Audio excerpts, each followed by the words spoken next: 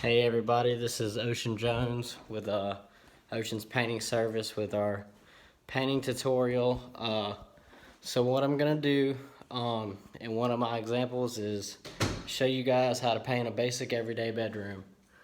So this is a pretty basic bedroom. It's got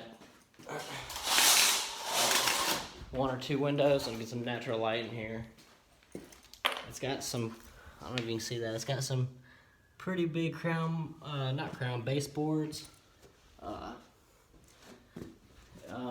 The room is not looking too good. It's got this little loft looking window. It's got some pretty nice trim. The door color and the trim is a little darker than the wall color. And as you can see, it's got some scuffs and some things. So I'm just gonna go through the basic tutorial of how to paint a basic bedroom. And I'm gonna paint everything in this room, the ceilings, the walls, the trim.